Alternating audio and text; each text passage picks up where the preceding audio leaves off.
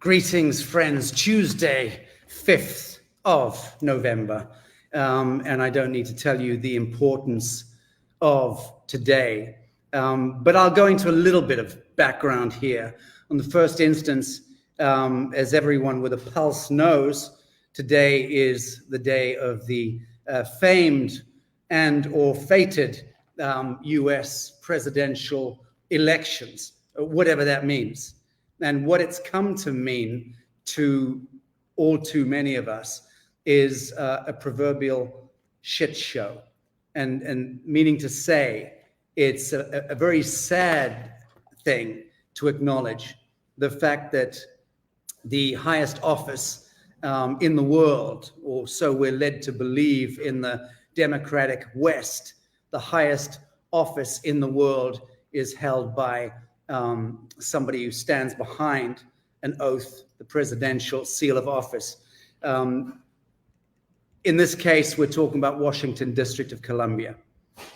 We're talking about the line in the sand, which really defines the ultimate failure of our civilization when we've come to a dialectic, party politics, democracy, which is to say demonology writ into social politics.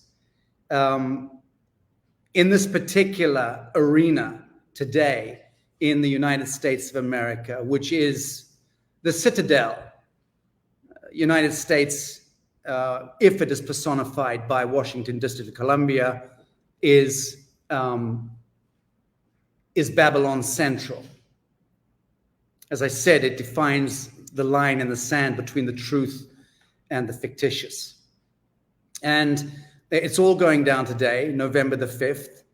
It's supposed to be the outcome of a popular vote. Two sides of the coin. Of course, emancipated humans today understand what that means. It means that the greater bullshit prevails, the greater deception prevails. If you ask my personal opinion, and I've been a political activist for the best part of, getting on for 20 years, certainly a social activist for 25 years, professionally. I've lent into the political arena, especially in the last 8 years. So everyone in my base knows that I have a deep affection for Donald Trump. I've not defended the man's politics as it relates to anything subsequent to the vaccination program years ago. That was the day I withdrew any of my public endorsement or support. I said, until I understand that piece, not going to go there. But I did understand his presidential run. I did study every executive presidential order on the day. Since he came to power many years ago, I watched what happened in that first 4 years, then with the stolen elections and the Biden sock puppet Punch and Judy theater that we've watched in the last few years, which has rendered America or Babylon the laughing stock of the planet. And I know because I'm moving around the world constantly. I've traveled to over 27, 28, 29 countries just in the last 2 years. And I've been meeting with leadership and had thousands and thousands of conversations around the world with royalty, political leadership, and so on. But more than that, the pulse of humanity is what I try to align or attune my own pulse to that. And the fact of the matter is that Washington, District of Columbia, America, democracy, the citadel, the Babylonian edifice has fallen. It's over. It doesn't matter who gets in today because there is so much confusion about who's really in control. Is Trump in control? Has he been the commander-in-chief for the last 4 years? I've had rank and file military in uniform, ranking military officers I've spoken to over the last 3 years. since my tour in 2021 in the US, last time I got off stage in Tampa, the last stage I got off, I had military in uniform, took me aside, sat me down, had a conversation with me and said, do you know who our true commander-in-chief is? So the point is that I know enough about the conversations I've been having with military and intelligence folk around the world. No one actually knows. I've had conversations with members of the Trump family recently, and I got a beautiful message from one of them only yesterday, inner circle, Trump family, saying, you know, in a sense, we're in prayer circle, we're surfing, just like the rest of the world is surfing, this bizarre duende line, this indivisible line upon which the angel and the demon do combat for the mortal soul. Because be sure, that's what we're talking about. Now, that is why we determined to do this broadcast today. Not because I'm not endorsing one side or the other of that idiot political coin. Obviously, Donald Trump is the preferred objective. Kamala Harris is a risible, venal, odious representative of a Saturnian, Luciferian echelon. Everyone with a pulse knows that. Don't need to sell that to my network or any intelligent network. But the fact of the matter is that we must now begin the new dreaming. And that, curious enough, is a form of militancy when it comes to someone like me, because I'm saying we have no choice. This is a battleground, but the battleground comes back here to this, to you and me in the living moment and the degree to which we are able to stand in the white, hot flame of pure truth and begin to recognize that this is not about whether we're led by the nose into the blue arena or the red arena, whether we dance on the white square or the black square of the checkerboard of the kingdom of the devil. It is not about that. We must withdraw at a given point. Of course, cast your vote. Once you've cast your vote today, step back from politics, withdraw attention, life-giving plasma, because we are the technology of God. We are the technology of the divine. We are the technology of the universal mind made flesh. And those of us who have held true to the message of the Master Yeshua, I'm not referring to the false light Christians, people who are so obsessed with Catholicism and with the idolatry, the Christic idolatry. They're lost. That's on the brink of civil disruption and civil war by best accounts. I'm talking about the true human who recognizes the true message of the Master Yeshua and indeed the message of all the true masters and avatars. That you and I are the sons and daughters of God, and we must now define the new dreaming. And that's what today's broadcast is all about.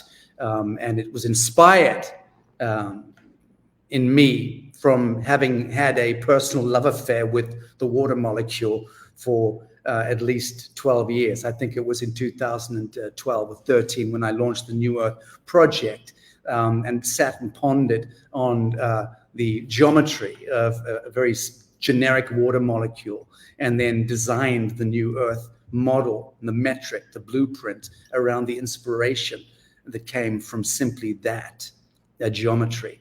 And that I interfaced with the beloved Masaru Emoto, who was kind enough to be an advisor on our board at that time. And then I did some wonderful interfacing with Lee Lawrenson in San Diego and Professor Glenn Ryan, who are two of the pioneers also in water and consciousness with their San Diego facility and the great works that they did. In fact, they were the facility that actually educated Masaru Emoto to some great extent in the science of what he then went on to bring to the world at large.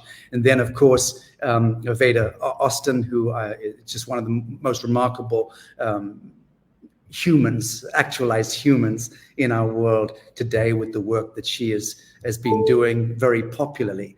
And then, of course, my friendship with Dr. Alex Ling, which began in the course of this last year. We're working very closely together now. He's here with me. I'll quickly give you a sneak of him there in the studio, live in the studio, and at our base here in Bacala, at the Bacala Laguna, the Newearth Sanctuary development down here. He's been here for well over a month. We're building a laboratory here and very much engaged in investigating the hyperdimensional nature of the water of Laguna Bacala, which I maintained since I first arrived here over 2 years ago, and decided that we were going to plant the Newearth flag here because I got into this water and it was so transformative. I wanted to understand it, then looked into it, then had an extraordinary sighting of otherworldly elements, shall we say, which I had a group of witnesses with me at the time. But the most extraordinary, I would suggest, extraterrestrial encounter was whilst I was immersed in the water with 5 other people. And this was 2 years ago. And that completely shook me in a positive way. And I then investigated with the local Mayans, understood that there was something remarkable going on here, decided this was the place. We've had multiple shaman and medicine folk come in, interface with us and the project and with the water. And I'm satisfied that we're in the right place to build the Newearth Sanctuary. In any event, that's my preamble. I was given 10 minutes graciously by my producer, Christy. I'm going to just play a very brief introduction before I bring Dr. Alex Ling forward, and Vida Austin and Shanaz Soni, who are our primary guests today. David Sarita is going to try to join us a little bit later, but stand by. I just want to play a little piece of the meeting that Dr. Alex and I had early this year on the 8th of April at the Zone of Silence, which is the Area 51 of Mexico, which amongst our networks, we famously went there to conduct ceremony on that day, to cast the die and begin the new dreaming at that time. And I'll play the first few minutes of that. We're not going to play the whole film. Stand by.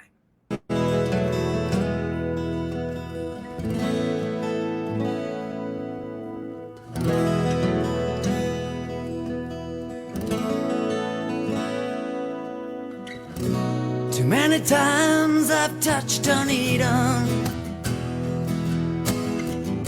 where rivers run with virgin tears, and every time I almost succeeded, 'cause every time it disappeared.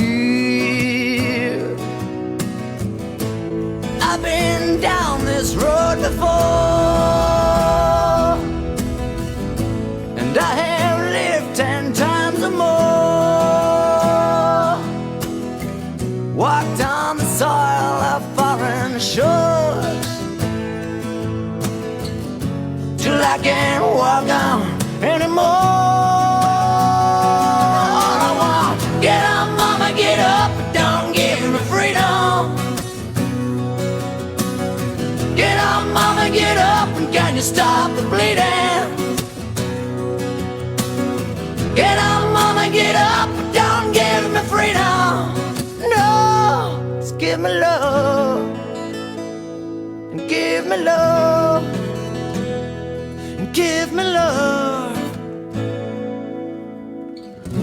You talk about my muddy vision, you ask about my mama's age. I can almost taste your inhibition. Spit it out, child. For given time, you're bound to grace the stage. Now I've been drifting to the door, till I can't see your face at all. Now settle down, you get no prize for just giving your heart, child. Now welcome to the rain, where the best man crawls.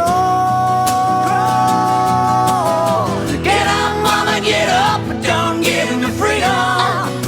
You're all I ever want. Get up, mama, get up, and can you stop the bleeding? You're all I ever want. Get up, mama, get up, but don't give me freedom. No, just give me love, and give me love.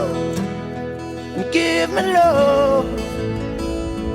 Give me love.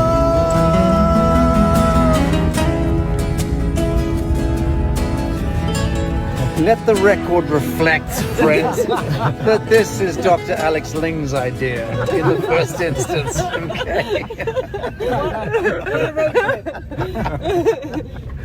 We're with this remarkable Mexican here, my beloved friend Ricardo. Hey. And we're headed now into the dunes in that direction.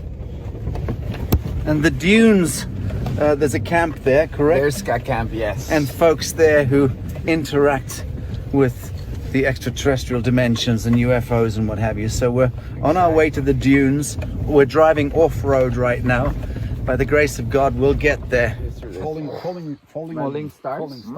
This area? In this area. Yeah, because this area has a magnetic field. Yeah. And so the... Come on.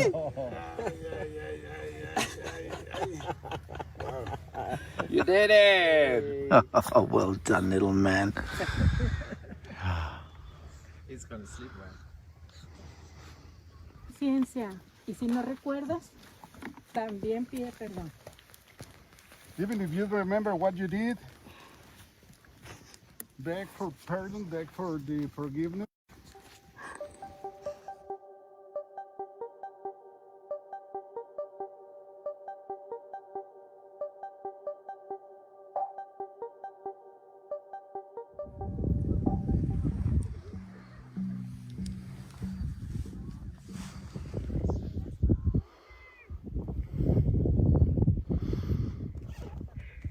Toma agua.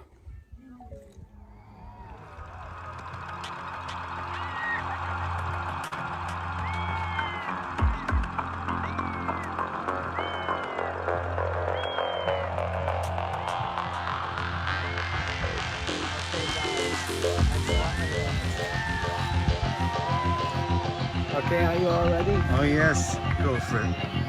Okay, let's hum.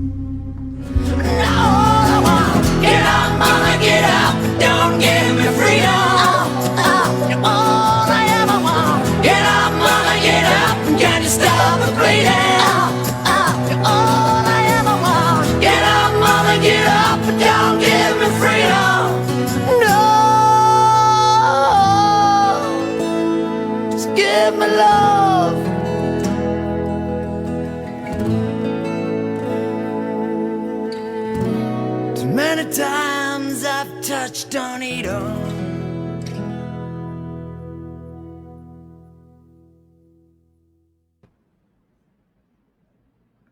Well, thank you for humoring me there. That was the reset that, according to the cosmic clock, was seminal earlier this year, 8th of April. We made a pretty big song and dance about that, explaining that 4 minutes, 28 seconds was the seminal corridor for us to be able to install the new dreaming into the core of the earth. And a number of us did that during that totality eclipse over North America, which was the Alpha Omega being writ into the surface of the earth. For those of you who are paying attention, understand the significance in accordance with all prophecies. And that brings us to today, the 5th of November. Guy Fawkes celebrated on this day. What's that to do with? The Guy Fawkes was really the celebration, is the annual celebration, principally by the English, on the failure of the gunpowder plot, when Guy Fawkes tried in the 1600s to blow up Parliament by planting quite honorably taking dynamite in his teeth into the basement and trying to blow up that edifice. That was a fail. But we celebrate that to this day. Can you imagine that? Almost half a millennia later, we still celebrate it with bonfires and with fireworks and what have you, because we have it written into our DNA that dominion, subjugation, patriarchy, crushing us under the Orwellian boot is not something which actually resonates with the true song of humanity. Never did and never will. Hallows Day, Halloween, witchery, all of that stuff. We have to understand why it is that we're picking a day like November the 5th. And then, of course, the presidential elections inviting us into the devil's checkerboard yet again. So today's transformative event bridges the realms of science and spirituality and looking into the profound role of water in our lives. That's what this conversation is about. We're uniting cutting-edge scientific discovery with the ancient wisdom of indigenous cultures to illuminate water's critical importance in human consciousness and ecological balance. And water is not just a resource, but is the living entity that reflects the vitality of Gaia. It is the quantum carrier, and it carries the very rhythm and pulse of our existence. I'm going to, Dean Laprini, I just need to say, Dean Laprini, the great geomancer and sacred sites fundi of Southern Africa, sent me a message earlier today reminding us that today represents a seminal node for seeding into the collective consciousness, for acknowledging that it is you and I, and how we cohere our light song to the greater orchestra of the divine song, which defines the shaping of the new reality. With that said, let me just bring Dr. Alex Ling into frame there in our ad hoc studio. Good to see you, Alex. Nice. How are you feeling about 5th of November, 2024? Well, quite a date, to be honest. There's so much going on, and I just had a few conversations with people in England, and indeed there's a lot of energies which are quite spiked up today. So yes, many people are insecure and don't know really which way to go. So, and this is partially why we're doing this today, to not only focus on these events which are created around us, but also coming from a lighter aspect and finding solutions and going forward. And I think this is really what we should all focus on, to be honest. Bravo. And I'm going to introduce Vida Austin, and you can go to VidaAustin.com, friends, and I heartily recommend that you do. She is the pioneering researcher in water consciousness who's dedicated her work to exploring how water communicates through vibrational patterns, offering profound insight into its capabilities and its role in amplifying human consciousness. Veda, very, very happy to see you today. Thank you for joining us. Oh, I'm so happy to be here. Thank you, Sacha. Let me ask you the question. How do you feel about November the 5th, 2024? What is this day today with all of the collective hyperbole? What does it represent to you? You know, I don't take any day for granted. I wake up each day and I ask myself, what am I grateful for? And I always look at the little things. I'm grateful for healthy children. I'm grateful that I'm able to do the work that I do. I'm grateful that water is the pathway to hope. And I focus on these things because there's so much other things that will distract me from making a difference. And we can all make such a big difference. And it depends on what we choose to focus on. So this day today is a day in which I get to speak with you. I get to hold my children. I get to appreciate the fact that I can see green when I look outside. I can breathe fresh air. I'm very, very fortunate, and I'm grateful so much to the waters. So this day means everything to me right now in this moment, because this is what I have. And this is my offering, because tomorrow isn't guaranteed. I just love the fact that you didn't even mention Washington or the presidential elections, and you're so absolutely right. So I couldn't have said it better by not saying it. So thank you for that. Welcome. That's just too wonderful for words. Okay, Shanaz Soni, friends, our NASA rocket scientist, renowned for her expertise in consciousness and vibrational frequencies. She is the author of The Quantum Being. I think I wrote something of a little frontis for that. Shanaz is a spiritual alchemist of the truest order, it must be said, and quantum coach, and of course, much beloved by the Lazarus audience. Shanaz, so happy to have you today. Thanks for joining us. Thank you, Sacha. And my God, I just love the movie that you showed us. Like, it was feeling the magic inside of us, you know, like we could feel the magic inside of us, like the vision that you have. And so I'm very excited about the very fact that you have created this convergence. And it seems like among all your people, I'm the only one who actually physically lives in the United States of America. So that's kind of an interesting thing. But I would say that the power we seek is the power within. And that, to me, is the message that I give through everything that I do.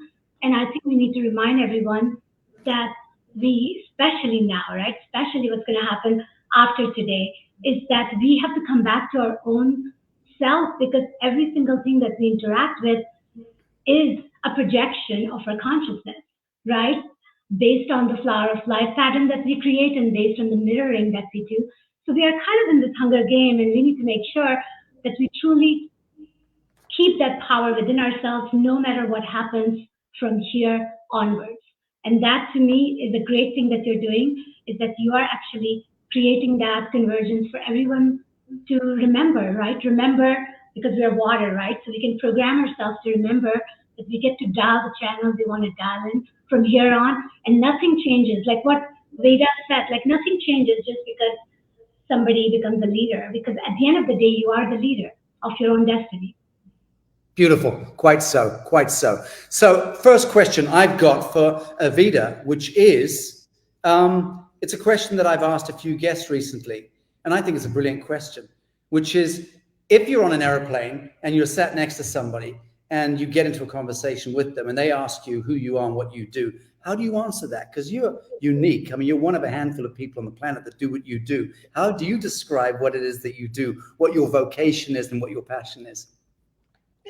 I guess the simplest way that I describe it is that essentially I'm proving that water can pick up information and share that information in picture form as it freezes, but before it's frozen as a solid. So in other words, I can basically put my hand in the water, remove it, and then freeze it using a short-term freezing method. And we might see a picture of the hand in the ice. So that's the simplified way of explaining what it is that I do, but I'm a lover of water. And I also am a crystallographer and water researcher. And this is all intertwined where we start defining ourselves with all these labels, but I am a body of water in service to water. Beautiful, thank you. And Alex, how does what Veda do intersect with what it is that you do? I'm interested to have that defined. Yes, I love Veda's work and I love her results.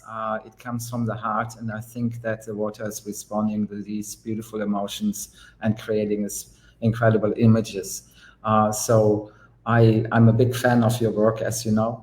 And I've researched a lot and worked together with a few other researchers over the last few years, and our work is slightly different. So we're basing our research more on frequencies and colors as well. So color and frequencies, different vibrations, which we're using to entice the water or to stimulate the water to give us the water blueprint, which we're extracting from around the world from different water sources.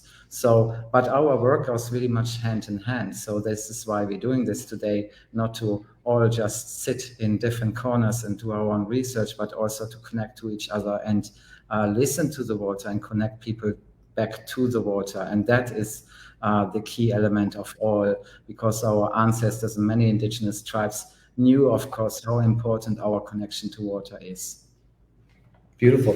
Shanaz, any comments you have on this seminal subject of how it is that water becomes the key interface between the collective consciousness and the manifest realm. Right. So when I see the nature of existence is fourfold, and you start with the spark, right? You start with the spark, and then it goes into your divinity, and then you basically go through that channel of transformation from spark to existence.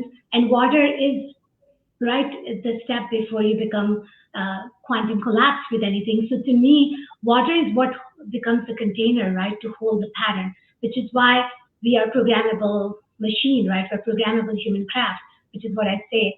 And so yes, I actually respect what Veda is doing by showing that to the world, by doing all these things and imprinting it in the water. And the very fact that it proves that how imprintable we are, which means that we are so easily programmable that we can easily be led in one direction or the other, which is why we have to be very aware of how we protect ourselves from the programming that is around us.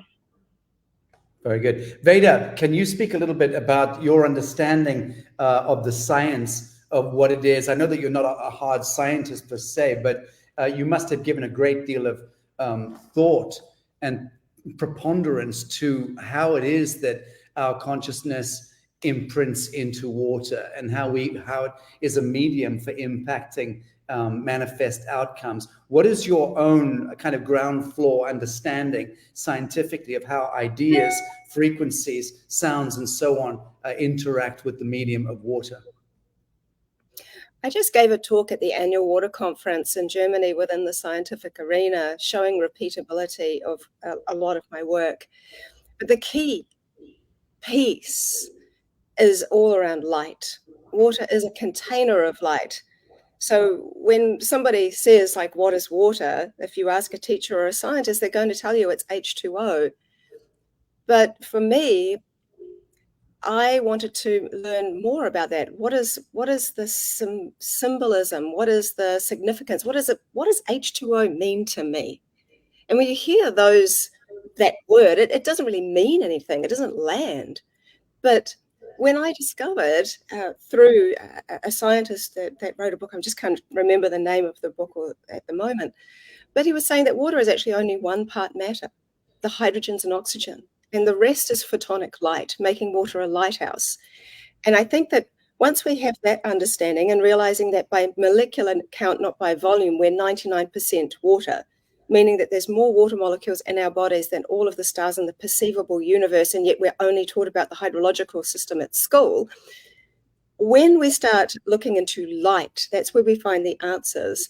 As water is beginning to freeze, just at that pivotal stage, as the ice is just beginning to form, I have taken videos and photographs and seen with my naked eye, because my work is macroscopic, it's not microscopic. I have seen light emanating out of the ice, the tip of the ice, that looks much like what you might imagine a halo to look like. And I actually believe that it is light that is paving the way for the formative design of the imagery that I'm seeing in the results. And I think that it is light as the information highway. And wherever there is light, we find that water follows it. So this literally is, and we literally are, if you look at what we're made of as water, salts, minerals, and consciousness, we are literally on a path of light. That's beautiful. What are your reflections on that, Alex? Yes, absolutely right. And that's why when we started our experiments in the beginning as well, we have stepped away actually from using the freezer and using a cold plate so that we can introduce more sunlight into the samples while they are freezing. So yes, I completely can relate to that. What is your method? What is your method with water currently? Currently, what we're doing is we're using a special photography, which is based on polarized lenses. So, and we are introducing a very specific temperature into the ice samples, and then we're waiting until the crystals are forming. So in England, I'm able to take the short time-lapse videos, which then determines which coloration is forming first. And later on, we are translating this coloration into sound. So this is the next step which we are going. So we are extracting literally the blueprint of the water, And by almost by default, really, in the beginning, we could see that there were almost photographic images emerging within these colorations, which are really incredibly beautiful, but also very informative. Veda, what's your understanding of the generic nature of water? If you were to take a sample of, the deepest water source in the world, the trench in Southeast Asia, I can't remember the name of it, and it's actually not far from where my home is in Bali. Or if you take it like Lake Baikal in Russia, and you would take a drop of that water, and then take a drop of primary water that you find in the Kalahari Desert. Then you take a drop of water from some Delhi, some slum in Delhi. What is the generic nature of water, no matter where you extract it from around the world, as you understand it? One of the areas that I focus on is called the energetic health of water. And so by using my freezing method, and literally anybody can do this, it's very simple, I'm able to see whether the energetic blueprint. So the energetic blueprint of what I would term as water with high energy is where it shows a specific hexagonal pattern. I call it a star fern hexagon because it creates a six-sided star. Off each leg of the star is a fern, and if you put it together, it looks just like a hexagon. The bigger, the better. So if you see very, very large hexagonal patterns within the petri dish, you know that there is something extraordinary, especially if it's just one giant hexagon, of which I have seen coming from a very, very pristine spring here in New Zealand at the top of the South Island in a very remote area. I've seen it where in a couple of other places. So I can tell the state of the water based upon the patterns that it forms because I understand the degradation of the hexagon very well and how it degrades. So the sort of fern aspects fall off, so then you're left with a fern, and then the leaves fall off the ferns, you're left with grasses, and then you're left with lines. And then the opposite way is where in the center of the hexagon opens up and kind of becomes an empty hexagonal pattern with no ferns or stars. And that becomes smaller and smaller and smaller to become a dot. And then we're left with lines and dots, which is essentially what municipal tap water is made up of. And I look at them like blocks of Lego thrown all over the ground. And whereas when you have a pristine spring water that's collected and frozen within an hour, because light is actually the thing that degrades the structures of water unless it is filtered through a specific colors. Water is very sensitive to artificial light, just like us, and light. And Victor Schauberger would say that water that's left in the sunlight becomes lazy, whereas water left in the moonlight is most active or most aware. I think that's a good word to use. And dappled light is very popular. And I want to give a shout out to Ricardo Ansel as well, who I know had a lot to do with the polarization aspect as well with Alex. Very good. Okay, what is the hexagon piece there, Shanaz, from an astrophysics point of view, from a physics point of view? What's the importance of the hexagon there? The thing that the geometry that keeps resurfacing with water.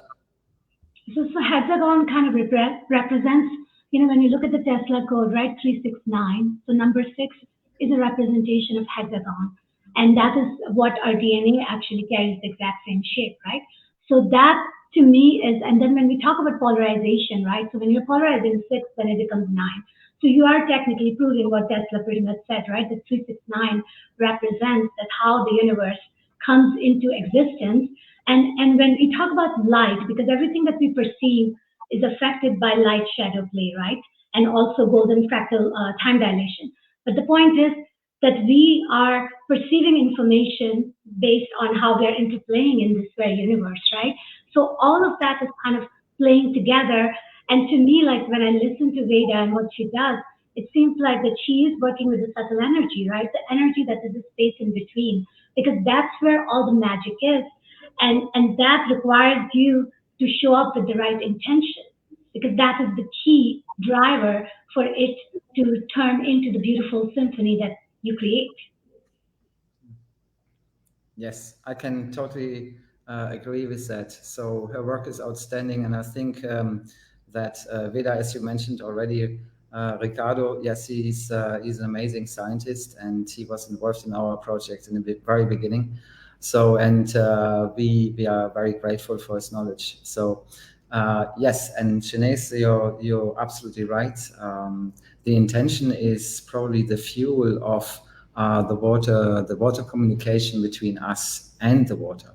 So I've noticed we had very many experiments from people who have collected the water, and to be sure that we are not imprinting our personal energies maybe onto the water and manipulating in that way the water outcome, the blueprint, the image which it was showing. But we had very, very, very similar blueprints coming from all of us who collected the water. So the message was pretty much the same, except the coloration was slightly different, and that's where I agree with the manifestation of energy within the water. So it depends very much in what kind of state you are as a person, and also maybe in your emotional body. So in what kind of emotional state you are on that particular day when you are collecting the water. That's why we try to be really much in tune with the water on the day when we're working with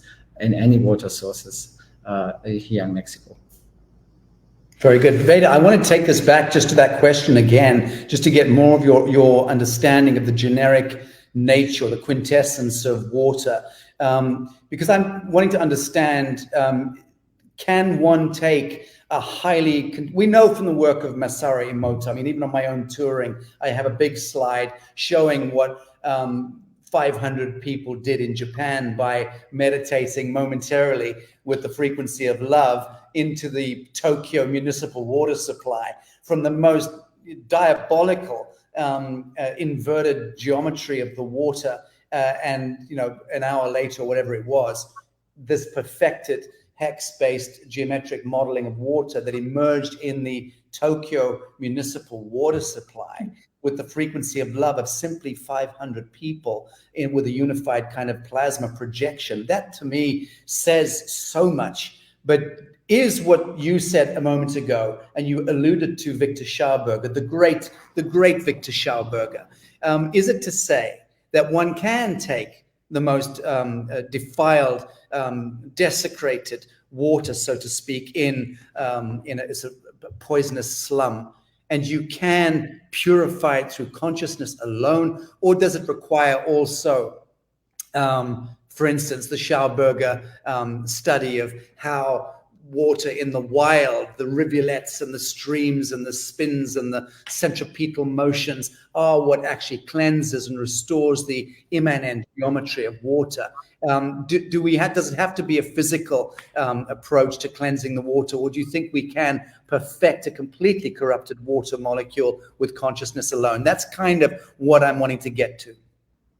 It's a really good question, and something of which absolutely has to be addressed. And I think it also has to be addressed what I'm looking at. So I work with municipal tap water all the time. People will be surprised to know it's actually one of the most responsive. Now, why do I say that? Because I'm not talking about what's in the water. Because if all we do is look at what's in the water, we miss out on the question of what is water. And what I am looking at, so for example, municipal tap water looks extremely disordered when I do the crystallography. But when I let that melt and perhaps hold it to my heart so that it's literally right by my chest, like so close to my heartbeat, in a very, very loving, intentional way. And then I refreeze that water and do controls. What I see is that there is a clear difference in crystallography. So these structures have improved so much that they start to look much more like what I would see in a stream or a river. I'm starting to see ferns and little stars and various indicators of the water having improved structurally.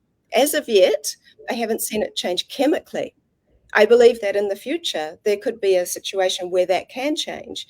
But if I'm only seeing the structures changing and I'm not seeing the chemical composition change, then what are we actually identifying? What I believe we're identifying is the energetic health of water, and which is much more akin to an emotion. And I often liken tap water, municipal tap water anyway, to someone who is unwell. If that person is sick, then the doctor might have said, right, you have this or that illness. But then someone will come and give them a blanket or a cup of tea or a hug or something nice, and that person will start feeling better. But the doctor might say, you're still sick. Well, that feeling better, that is entirely up to that person. Mm-hmm. And the fact that we see a structural change with water and in structural improvement suggests that the very foundation of healing can come from an attitude of gratitude. The more you do that each day, I believe that what we'll start to see is that there is healing that happens when you focus on what you're grateful for, not what you're afraid of. And that is a very, very big piece of the work. The other part that I think really speaks into what you are asking is a study that I did on egg albumin. I always wondered what would be the most naturally informed water, and I thought that it would be amniotic fluid. But since that's not readily available, I started to use egg albumin. And when you crack open an egg very carefully, a thin saliva-like part of the egg white falls out, not the gelatinous part. When you freeze that with a very fresh, free-range egg, you find that there are 6 patterns that I've identified. Within caged hen eggs, there are only 2 of those patterns that can form. This is not me projecting consciousness. This is simply what you see, and I've done this with thousands of eggs. But when you put a free range next to a caged hen egg and do controls, you see that the free range stays the same as it's the most coherent, but the caged hen egg starts to improve. And when I put that on social media, people were like, yeah, that's cool, but if you're surrounded by bad eggs, it's going to go bad. So I did that multiple times, and I saw the same result. If the free-range egg is in the middle, and I surrounded it by the same batch of caged hen eggs and did controls, what we found is that the free-range egg stays beautiful. It has all its gorgeous crystallography and patterns, but there is healing by proximity. The eggs, the caged hen eggs that were the closest to the free-range egg have all improved so significantly that they start to resemble free-range eggs. The ones furthest away improve, but not as much. So the essence of that is if we start to heal ourselves on whatever level that is for us, we start to naturally improve our environment without even trying to externally improve it. By internally improving ours, we naturally help improve others. Yes, that is exactly where we are at this point as well. It's incredible that you came to these kind of results. That's so beautiful. We have done very similar things, but we haven't used eggs. We have used water sources which came from very, let's say, polluted waters just here in Mexico. And then we wanted to see how able water is actually to help each other. And we have discovered something quite incredible, that water has its own way of creating a reset. So all the coloration, everything completely vanished, and it was just a blank sheet. And then it was taking on the energy pattern of the water, which was very compromised. And then it kind of reset itself, and it started to heal the other water. So it completely tunes in with what we are doing here. It's absolutely amazing. And yes, we are at the point that we also believe that we can communicate with all water sources in such a way that water can communicate to each other again. And that is something which is so important. All the indigenous people that we have spoken to are on the same page, and they are so excited that we are actually paying attention again to water as humans. Reconnecting with water is one of the most important things which we have to do on this planet, I believe. Beautiful.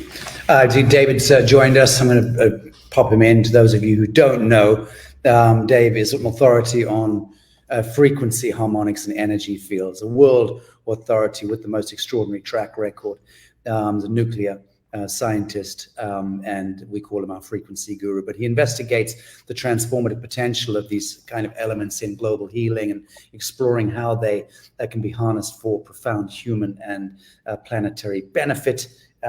David, thank you for joining us. I know you are rushing to get back in time. Good to see you. How are you doing this fine day on November the 5th, 2024? Yeah, what a day it is. Well, Yeah. I asked the question of Shanaz. So quick hello to Shanaz from David. And David, I have Vida Austin here, the illustrious Vida Austin. Vida, have you met David before? I'm assuming you know each other. No.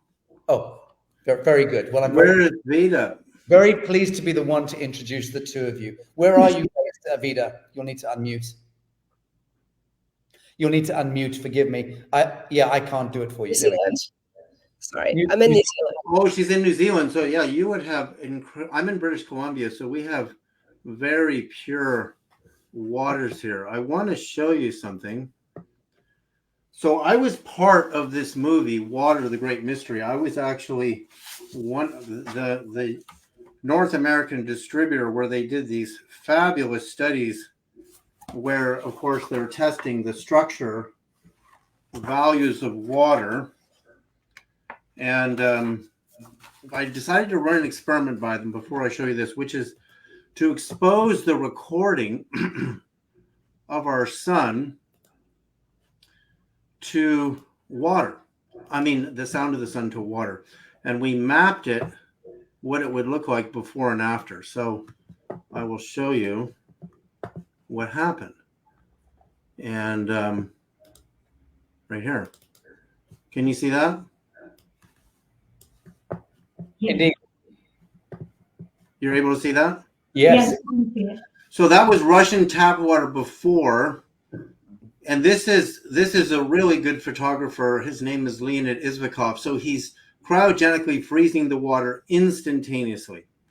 And in the recording that NASA did years ago of our sun, there are myriad frequencies that beget fractaling. Whenever you have two or more frequencies together that are in a harmony, you get fractaling because they bounce off of each other and bounce off of each other repeatedly. And so we got this spectacular formation that gets really deep when you get way inside of it, when you get deep inside of this restructuring of the water. So you can see. Oh, balls, he's dropped off. Okay. I was very much enjoying what he was saying there, but I'm not sure what happened there. Vida, why 6? Why is hex the rudiment of the geometry of water? Is there an answer to that you understand? I'm not entirely sure as to the why, other than the hexagon is an incredibly strong, and when you look at bees, you look at how they build their hives, and what I see is water working as a collective. So it doesn't surprise me that it creates this hexagonal pattern, which is a sacred geometry, of course, but it's also very strong. I can see he's come back on again. Indeed. Well, Shanaz, before I hand back to David, the hex. Why the hex? So the hex is actually what holds the fractal energy in the most efficient way, which is why hexagonal is the shape that carries it, and it's directly connected with how hydrogen is involved in the water. So. Yeah, also, Shanaz, exactly the kind of answer we expect from an astrophysicist and a rocket scientist. Thank you. Yes, David. Yeah, if you look at the crystal lattice on the periodic table of every element in the periodic table, it has a natural crystal lattice structure, and they're all pretty much all of the different crystal lattices in the geometries of crystals for gold, silver, sodium. They all have base 6s in them. And then there's multiples of those 6s. So it's really interesting that everything that we're made out of has that 6-based structure to it. So what we did then is we took the sound of the sun and we measured the human aura response, and it was really phenomenal. I did this with these researchers in Russia when we were releasing this movie years ago. And see, what your brain produces 5 major brainwave categories, from deep delta, theta, alpha, beta, gamma, and super gammas. And it displaces the energy in the brainwave states into different categories and makes one stronger than the other, depending on the state of consciousness you're in. So what they found is when we expose subjects to the sound of the sun, and they measured the chakras in the body, the heart got big and the other chakras got smaller because the heart absorbed most of the energy that was normally displaced and evenly distributed in the body. So the sun revealed itself, and they did this on multiple subjects testings, had an impact on the human heart. So that means the sun is the heart of the solar system, and that our hearts are synchronized to our sun's magnetic field. So that when you do these water experiments and you try testing like different vibrations, I mean, I have so many incredible photos in this book that were the photos that were done by Emoto, and I met Emoto and his son when I was working with the producer and distributing this movie, and you can see that even churches, even these are some. I'm sure people have seen these before, right? You've seen some of these structures. Yeah. And when we looked at, we didn't even get to test the frequencies of the 9 planets. But when we look at the mental state and we look at meditative states, you see that your structure of your water is changing constantly. Unless you can stabilize an advanced state of consciousness for long periods of time, your water in your system, it's just transforming by the second, just like the human aura is shifting around all over the place. So it's very fascinating. But then the idea then is to how do you recalibrate a person's biological water and measure the health benefits and the energetic benefits of that. So, for example, I could have the ultimate water system, but if I put that ultimate water system in a chaotic system, like a person's chaotic energy field, is it going to have any impact, or is it going to get drowned out? So if a person tries to think a positive thought on a sea of doubt or even negativity, how effective is that positive thought? And there's experiments that have been done in this. Sometimes a person who's drowning in a sea of negativity just needs one little positive as an impetus, because they forgot what it feels like to feel something really wonderful and positive. And then that sea of doubt can even transform quite deeply. Some people just don't know what it is. Like some people don't even know what love feels like. They actually don't know. And many people don't know what real, authentic bliss feels like. They've never felt it. And so you have to somehow get them, and their water takes, once your water memorizes something for the first time, like let's just say the first time you ever had sex, your water now knows what that's like, and it will chase that high. Like, why do people get addicted to certain drugs and not others? Because there's a certain type of high or state of consciousness they can't seem to discover within themselves and in relationship.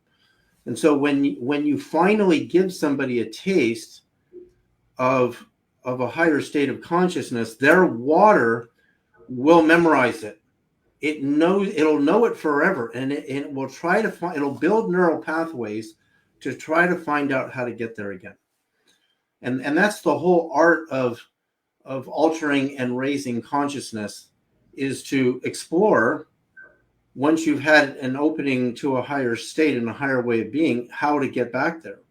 And sometimes the sound of the sun or the sound of Jupiter or the frequency of Venus as an impetus might be an opening for somebody. In fact, what I found in my years of research, which is over 45 years of daily practicing, is that one, you have to find out what works, and then you have to repeat it over and over and over again. It has to become yours. You have to build mantras in your life, which means you wake up in the morning and you do a set of rituals every day, over and over and over again, repeated. And then when you repeat those mantras, and the sound of the sun is probably the closest thing in nature we know of to the mantra Om. Well, let's look at this connection with the sun and with King Solomon. right? Because this is a subject which I'm fascinated about. And Vida, just to bring you onto this particular scope, we just did the Lazarus Symposium a few days ago. So David was on there, so was Alex, so was Shanaz. But part of what we were discussing was something which Alex brought to my attention earlier this year, which has completely thrown my understanding or my conceptual framework of so much of history and hierarchy and so on, which is connected to this, that King Solomon, it turns out, was not necessarily the great arbiter of truth, veracity, probity, integrity, jurisprudence that we like to think that he is or was. King Solomon was the first supreme ruler of man to harness water into cisterns and pipes and thereby destructurize it and feed it to the populace, which one could argue was a monumental downgrading of the consciousness of humanity. We then look further into King Solomon's own history, and we understand that there were many attested at the time that he was very much involved in the study of demonology and the occultic sciences and so on. So I'm not sure where your predisposition on things to do with King Solomon are, but that was, for me, a very important piece, especially when you fast forward to today and we see the draconian House of Rothschild, for instance, having invested so much money and time and resource and energy into rebuilding the Temple of Solomon in the place known as Israel. And then the whole Zionist kind of agenda also comes into it, which we can't avoid. So yeah, there's a big story there. I think that we possibly may need to psycho-culturally, psycho-civilizationally invert the geometry of what we think we know about what is great and good in history. But Alex, speak to that a little bit further. Yes.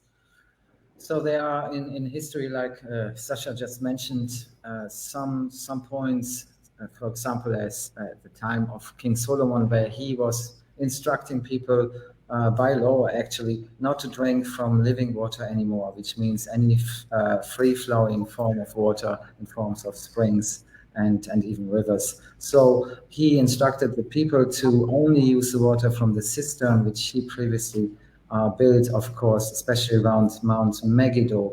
And in that way, he was ensuring that people got disconnected from the living sources of the water, which is so essential to us in a spiritual way, as you know, possibly also, Veda, how important this is to be connected. And so through this process, it was also, because water is like a child, it takes on every memory, it absorbs it. It doesn't know actually if it is a good memory or a bad memory. It doesn't act in that way that it can make a decision.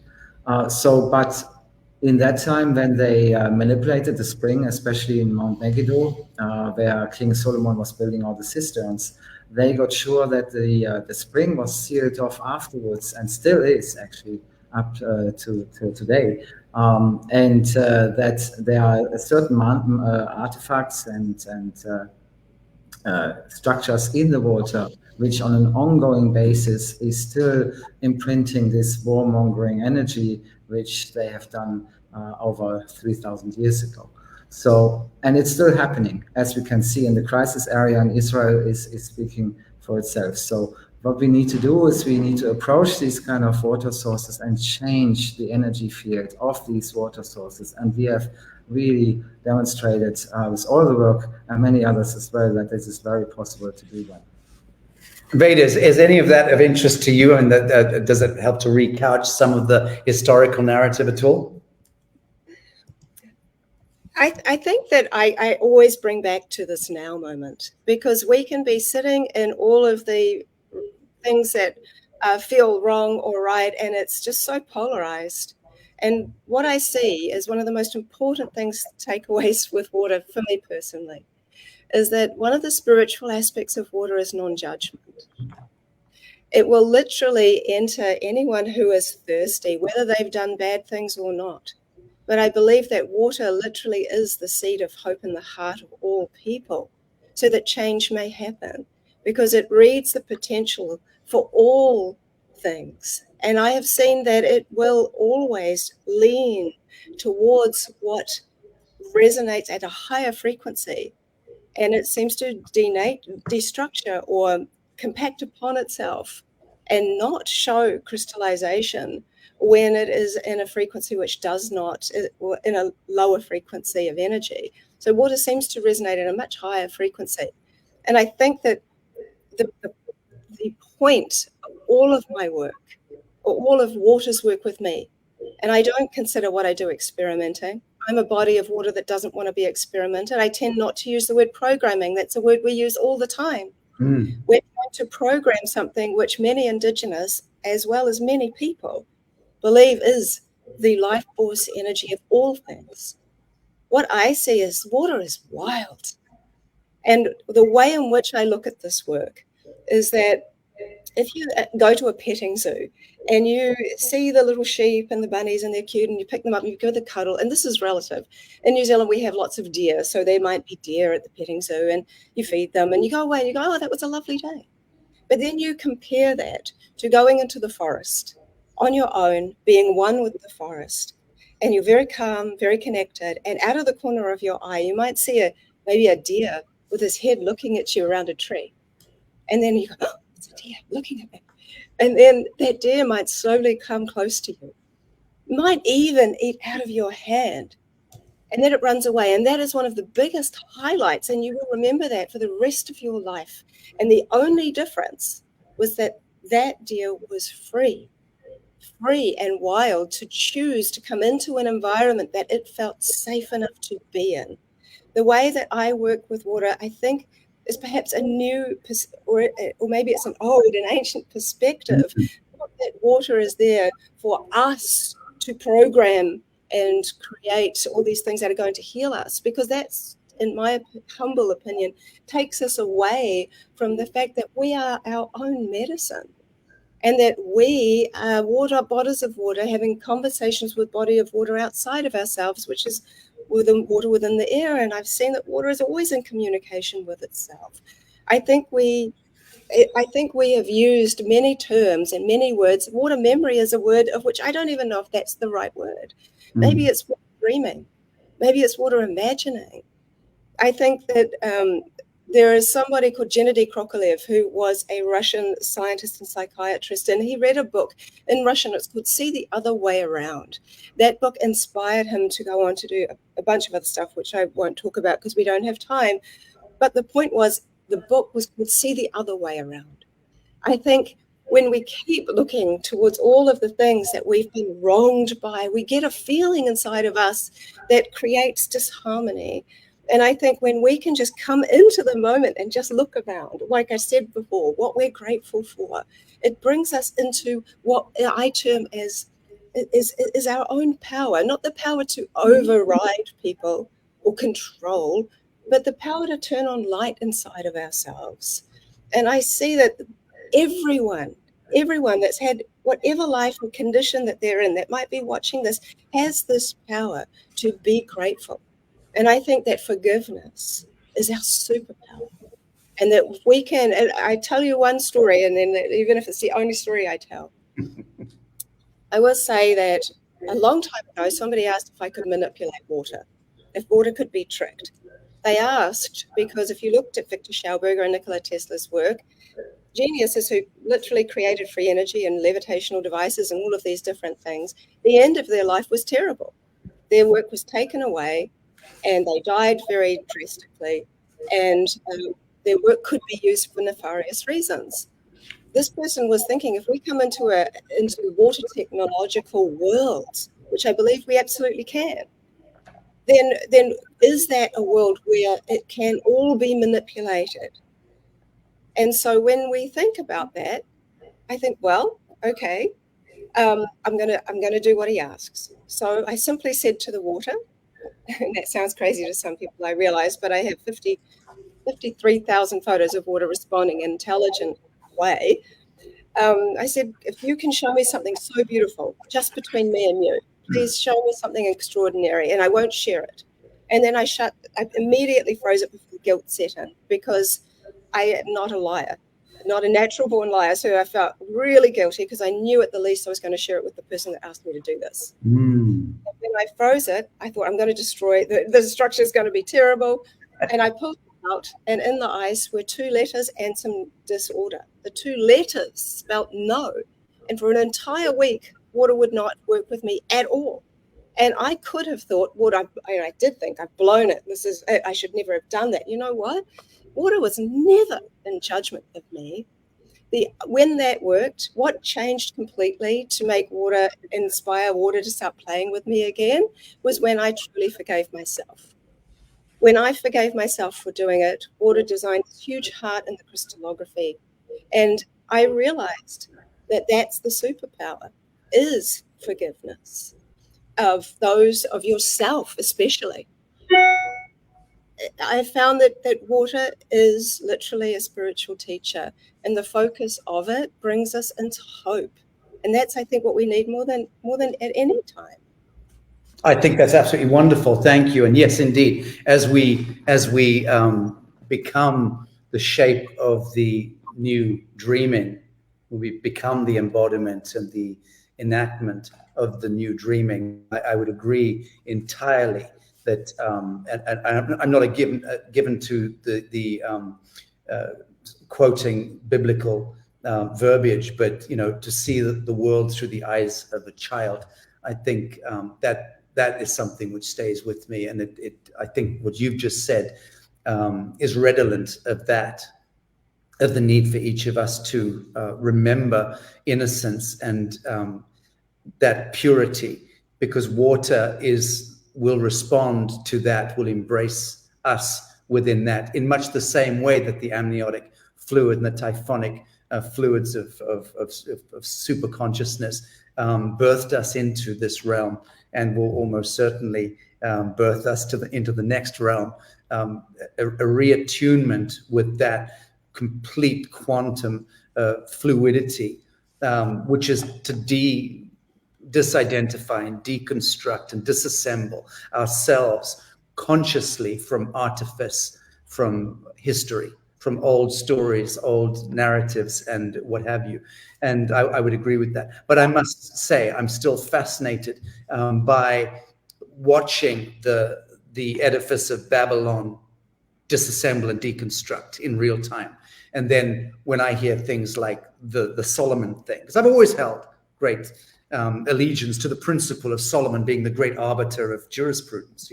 I see myself as being very much in that vein, wanting certainly to embody that in this world. Absolute clarity and integrity and veracity and probity. And then when one learns that, the daddy that one reveres is not quite the thing, I think it's beautiful. That's a beautiful thing as well. Deconstructing the old mythos, for me, is the path to that innocence and a return to that innocence. Did you want to say something? Yes, in all of this and all the ways how water has been manipulated over thousands of years, records going back easily to 10,000 BC, I have found that it is absolutely crucial that we following a different path, where we disconnecting ourselves from this passage, where we also get manipulated as humans into fearing the future, especially, or being controlled. And water has the absolute possibility and ability to do exactly that. We are also, as we know, vessels of water, and we are resonating with everything around us. So that's why it's so important that we are going back to understanding how absolutely important this connection is between us and water. Water is also creation, of course. And that should remind us as well that we can create our future. And jointly, as humans, of course, we have all the power, all the tools right on our fingertips. And love is one of the most incredibly ways to move forward. So if you're understanding the relationship between love and water, then we are on the right track for sure. Very good. Shanaz, your commentary thus far. So, observation affects momentum, right, based on quantum physics. And what it boils down to is we are the only one who knows how we are feeling in every moment. So when we look at the birds flying in the sky, and if we can just be in that flow within ourselves, right, at all times, then that is the only way we can serve ourselves and serve everybody who comes in our life, right? So that is ultimately the goal that we all should carry within ourselves, that we have to be the best version of ourselves, so that everything else based on the quantum field and interconnection can reciprocate according to that, right? So that reminder is very important, especially, it's important all the time, but it's important when we have pivotal points going on in the Earth story, right? And right now I was listening to Veda's story about how she was, asked to manipulate water, and then she ended up having that experience. And that to me is a classic example of how, we, because when we are feeling not right, then we affect our experience, right?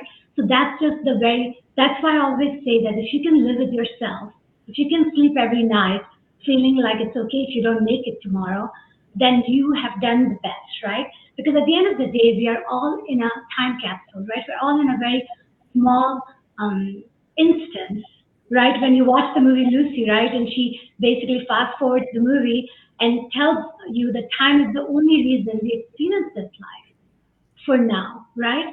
So that to me says that yes, we're all here experiencing ourselves through each other, right?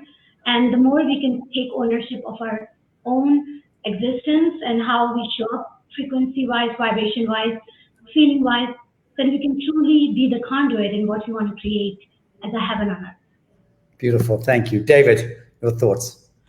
Well, Veda was talking about gratitude, and I remember in the movie Water, the Great Mystery, the crystal that impressed me the most was the gratitude. When we had gratitude, the way water structured itself. I was just looking in the book as she was saying that, but this, the ring, this is love, and this is thank you, right? And thank you, it's not gratitude, but it's really close to gratitude. I couldn't find the gratitude crystal, but in the movie, when I saw the crystal, really deep gratitude. When you get really connected in the process of meditation to spirit and to the natural kingdom, you feel so grateful to be alive, just to be alive. And that gratefulness, interestingly, God, I wish I could find the picture, to me was that and the sound of the sun were my favorite. This love, the one thing I like about the love is it forms a ring. That's kind of beautiful, right? Because it shows togetherness in a circle. And thank you is very structured, very hexagonal. Reminds me of there's a lot of images in this book that are really beautiful. But there's something extremely deep. To come to a place in yourself where you're truly grateful. And the other thing I want to bring up is right now I'm reading, because I decided to reread Zecharia Sitchin's whole series, the 12th planet. In the beginning of the Stairway to Heaven, he starts with Alexander the Great's quest to find the spring of eternal life that are mentioned in the book of Revelation and that are mentioned in Genesis, that if you drink from this water, you'll be rejuvenated and restored back to life. And Alexander the Great goes on this deep quest into finding the origins of these sacred waters. And it's actually his daughter who ends up finding them. And she drinks from it and literally no longer craves anything on the earth anymore and becomes an immortal goddess with her husband and vanishes. And there's a whole story around that. And when you read a mythic like that, you think, does that place really exist? And if it did, we certainly would have found it by now. Or if we did find it by now, whoever knows where it is wouldn't tell anybody. But I believe that the place of the waters of eternal life was such a powerful myth that some of the earliest authors who took this on, they sold a lot of books because everybody wants to find that, especially when you start to age as I am. But one of the most beautiful things about aging I love is the bliss state I go into every day is so phenomenal. I asked myself, would I trade going back to youth and having a youthful appearance and body again, and what I felt when I was young, even with my first girlfriend, over what I feel now? And I wouldn't trade it because the bliss state is so supreme.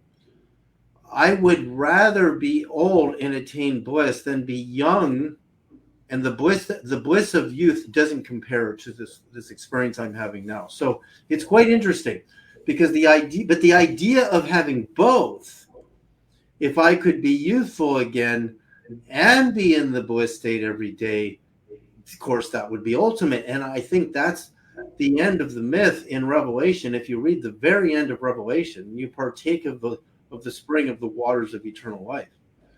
And so where are those waters? Did Alexander the Great really find them? Was it hidden? Was it buried? I'd love to hear what Veda knows about that, and possibly Alex too, if he knows anything about the quest for the spring of eternal life. Maybe it's in New Zealand, one of the purest places on earth. One of the things I've loved about New Zealand, and my wife and I, when she was alive, we were ready to move to New Zealand because I love the idea of going to sleep in the forest and I didn't have to worry about mountain lions and bears. Veda, unmute your microphone kindly. Sorry, that is a really nice thing about New Zealand for sure. Well, I've had my own personal healing experience with the water here in New Zealand, and one of the many effects that happened to me, and it's a artisan water, very deep in the ground with a 9.9 pH naturally, and I found that my healing experience with it included something which was quite surprising. I was in a horrendous car accident over 25 years ago. We went under a 7-ton truck, rolled twice, and the driver died immediately.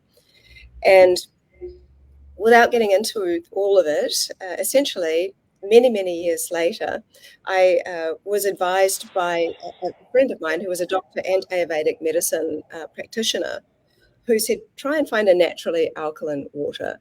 It might help to bring your body into balance. And I ended up coming across a man who had this private water source, only giving it to cancer patients, and was finding incredible results with it. And it was a natural 9.9 out of the ground. So I started to drink it.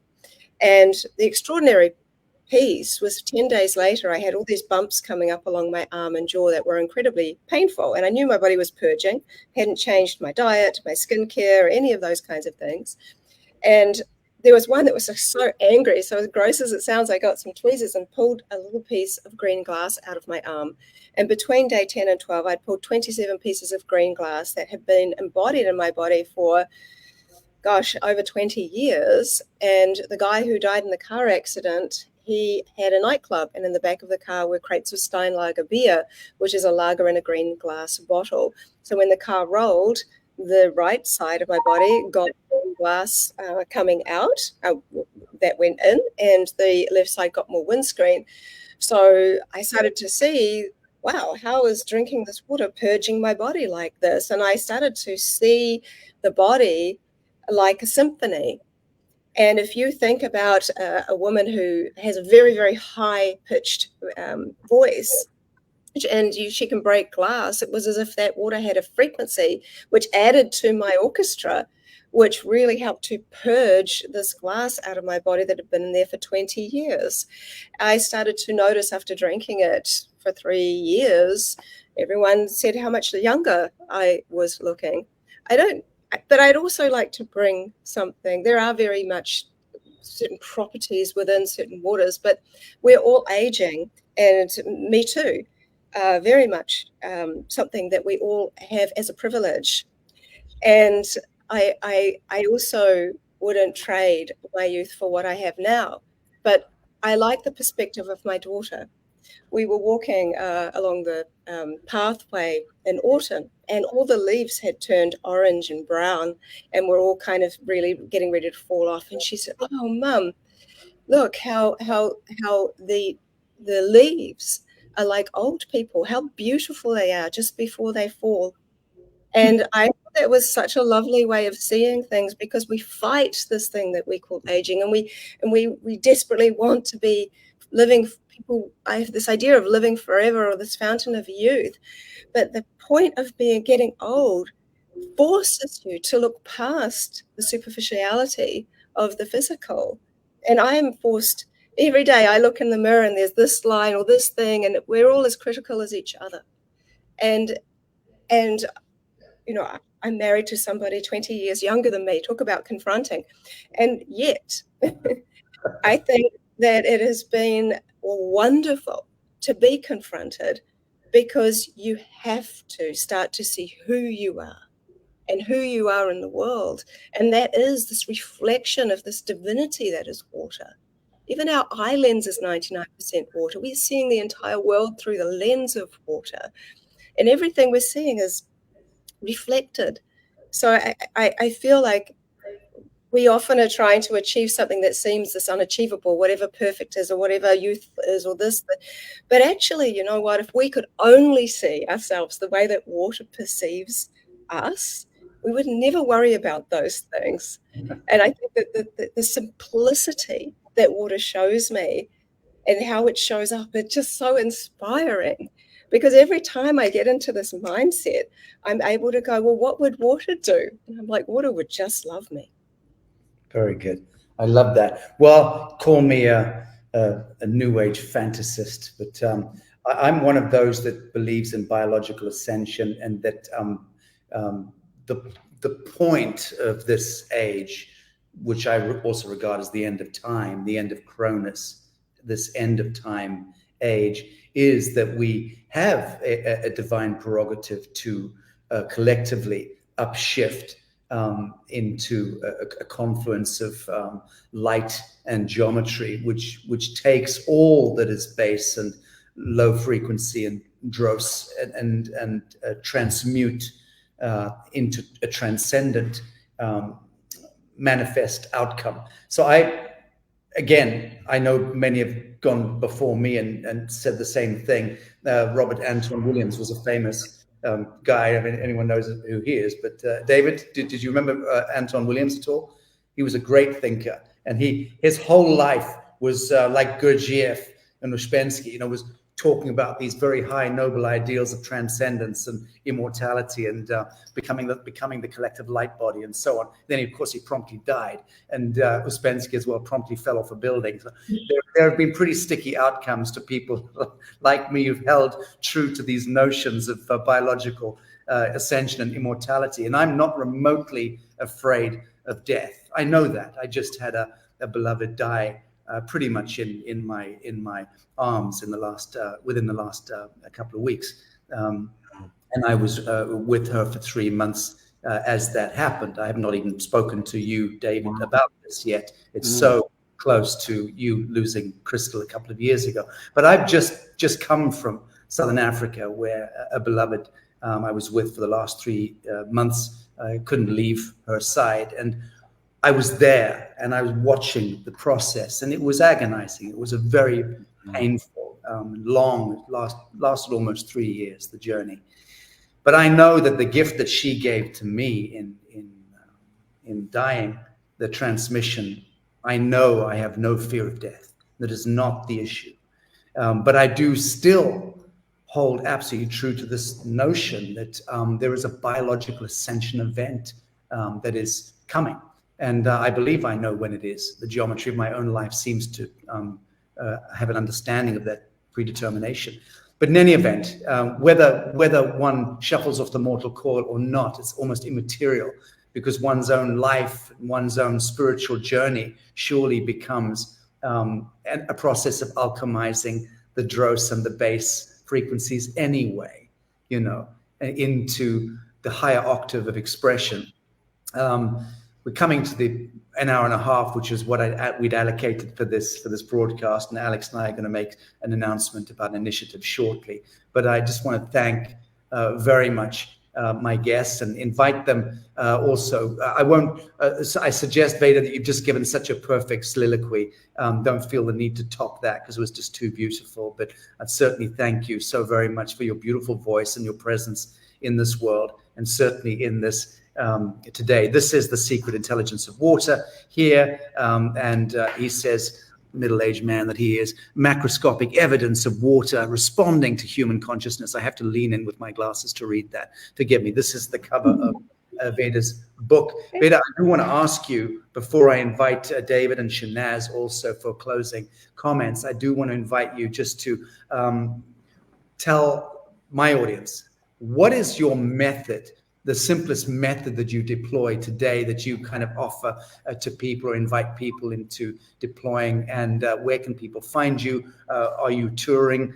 Where can people follow you more closely? Thank you, Sacha. Actually, that was my old book, and my old publisher went bankrupt, so there is none of that. It's called The Living Language of Water, and it's much bigger, and there's lots more in it. So just a little update on that one.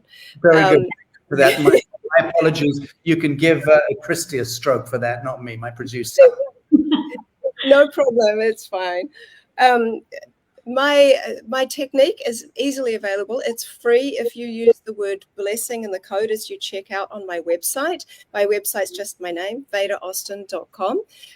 My touring of Australia at the moment is up there in New Zealand, which was in February and March. I'll be touring throughout the States in all of May.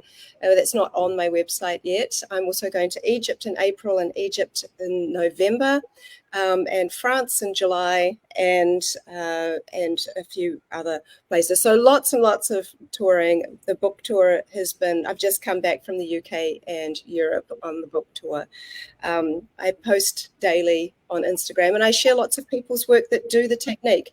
The technique is, all you need, ideally, is a glass petri dish. I use a 10 centimeter diameter glass dish, but don't worry, if you have a smaller dish, that's fine. I use glass, not plastic. If you, essentially, the step-by-step guides on my website, it's under Veda's technique. I call it CMP, which stands for collective molecular photography. Essentially, I am just using a glass dish, some water, a regular freezer, and taking photos on my iPhone. Anybody can do it. You want to freeze the water to approximately 5 minutes and 20 seconds until there is liquid on top and ice underneath. If it is completely liquid at that time, you give it 3 more minutes and then check on it. And if it's still liquid, you continue to do that until you see ice underneath and liquid on top. You can shine the light on your phone into the dish to make sure you're seeing crystallography, although it is visible. Then you take it out, you wipe the back, and you essentially are photographing the fourth phase water or liquid crystal, which is the ice that remains stuck to the dish. So it's a very simple process. The trick is really just trying to make sure you know what you're looking for in the freezer.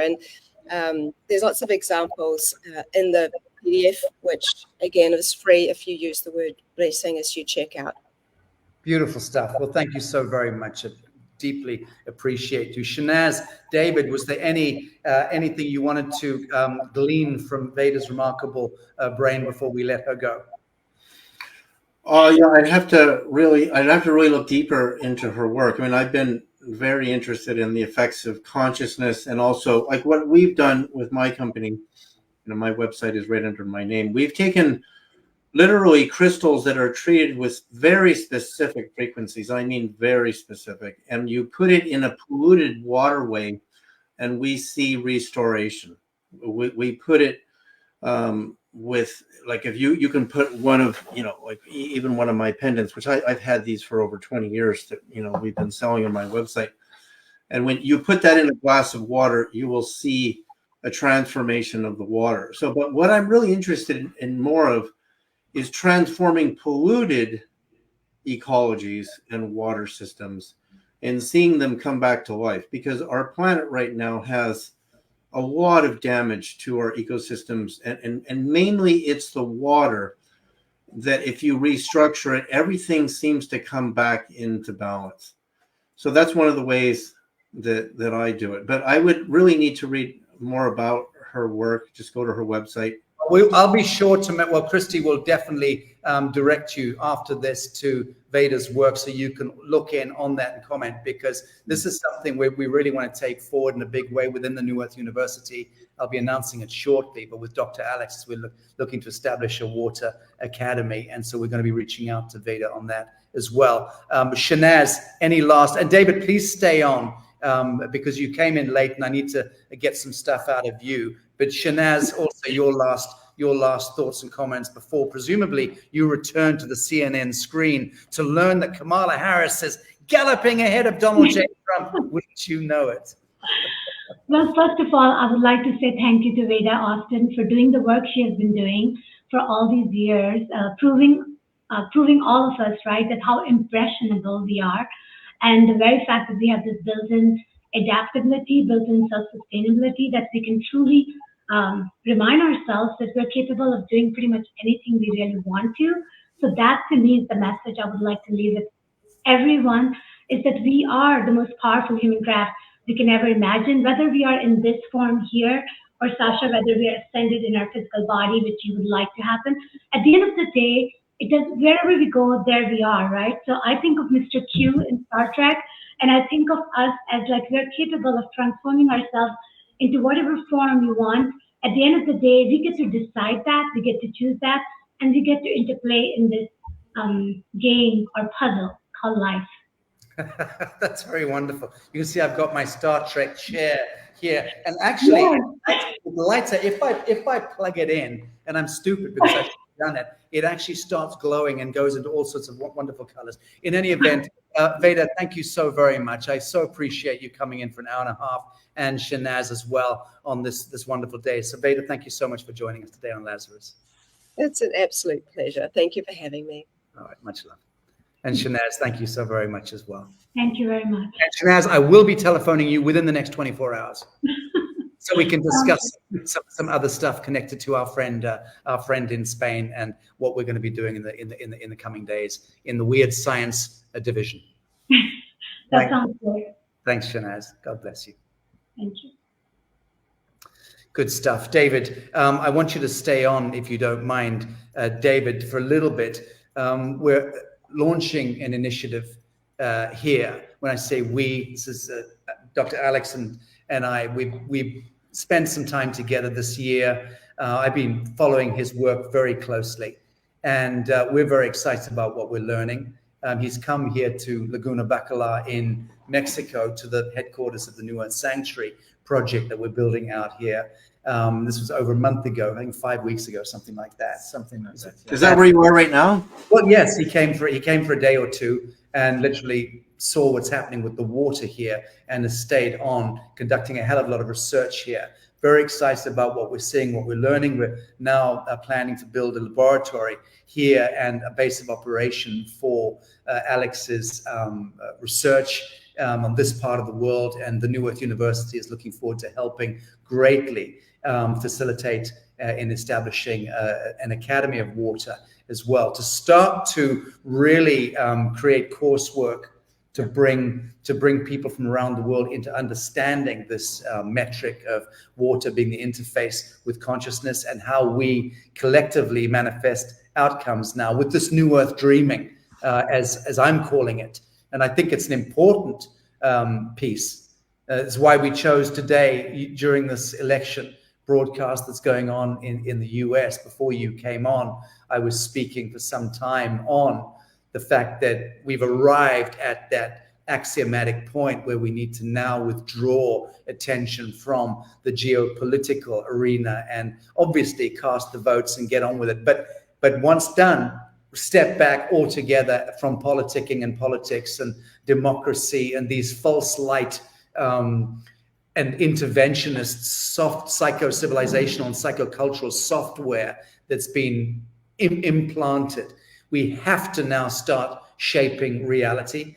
We have the technology, even if we are blind, mute, and deaf, as the physical biology. We are the interface between the heavens and the core of this earth, the essence of this plane. So we must now start to do the dreaming. And that's what this initiative is about. Just to the audience, I'll say you can use your satanic telephones, and you can aim your satanic telephone at the satanic QR code, and we can make use of the devil's highway, the digital realm, in order to transmit information. But that'll take you to the initiative. What we're doing is inviting people from around the world now to become guardians of the water. And Dr. Alex will briefly describe what the parameters of the initiative are. So take it away, Alex. Yes. So over the last 3 months, I've been here in Mexico collecting hundreds and hundreds of different water samples. And while I was doing this and having the most incredible blueprints being extracted from these waters, and the translation of these blueprints are incredibly important to us as humans, as well as to this planet, of course. So the greater understanding is this. We had water sources from one end, from Mexico to the other end, and we have noticed that some of the blueprints are corresponding with each other. Even so, they are thousands of kilometers apart from each other. So in this, we have decided, and I think it's about time that we are also reconnecting the waters in that way, that we are forming a global network of water guardians. I cannot be everywhere to collect the water. That would be impossible. But what we can do is we can ask the audience to be water guardians. And you can do this very simply, to go and collect some water. You first go onto our website, and there you can purchase a kit which consists of 2 test tubes, a envelope which is the postage is paid for it, so, and then we return it to you eventually as a blueprint. So you're sending in some water, which is a sample of your favorite water source. It can be anywhere, like a stream, a spring, a well. It can be even an ocean. Important is that we get as many people involved as possible to form this incredible network of water guardians, which then gives us the information which we need to move forward to raise the frequency of this planet, but also reconnect us as humans to the waters as well. The indigenous people, we are working very closely together with them, and they are completely in favor of this new way of communicating with the water. So it gives us a deeper insight, but we also have noticed that there are personal messages to us as humans coming from the water, and we are receiving it. So we're hearing the water, and we had an amazing few weeks here in Bacalar, where we have asked the water to give us some of the information, and we were really truly blown away. This information, as I said, is sometimes very personal, but also it's talking actually from natural events, from things which are happening at this point around the globe. So also some information which was a little bit challenging for us to receive, and we totally understood. There was a lot of images which came from polluted sources, and it was showing actually the source of the pollution and asking us for help.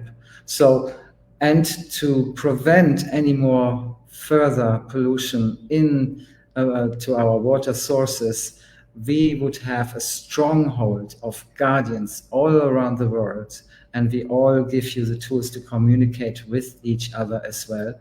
And if there is any problems, any of the water sources, if it is pollution or any other things, then we have an army of water guardians who can protect the water and make international pressure onto our governments as well.